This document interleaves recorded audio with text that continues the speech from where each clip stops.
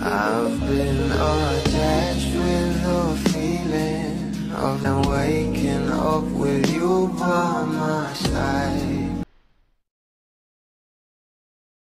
Marami na nga talagang nakakapansin sa closeness ng ating Bel Mariano sa parents ni Donnie Pangilinan na talaga namang botong-boto nga sa ating couple at ganoon nga rin ang parents ng ating Bel kay Donnie na talaga namang pumapayag sa bawat gala nila together. Pero ito na nga guys, ang pag-uusapan natin ngayon, ang pinost nga ni Tito A sa kanyang social media account. Nagmamanage sa'yo. Was it your decision or was it their decision? Palagi kami nag-aaway niyan. Kaya na lang, mga 2 o'clock ng umaga. Usually si mom yung ano ko eh. Me and mom rarely fight. But I think dad kasi kanina sabi mo siya yung coach, siya yung ganun. Siya yung parang and if you see the movie, you see that Coach Kurt really does it kasi he believes in the people.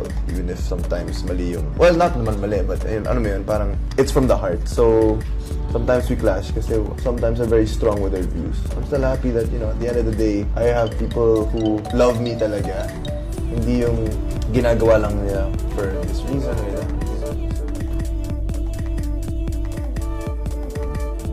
Alam naman natin na ito nga si Tito A, palagi nga niya sinasabi kay Donnie Pangilinan na dapat ay totoo nga sa ginagawa nito at dapat walang peke. Kaya naman kung ano nga nakikita natin sa ating Don Bell ngayon, totoo lang talaga at walang halong kaplastikan. Kaya naman sobrang mahal talaga sila ng mga bablis. Kaya stay tuned lang tayo for more update.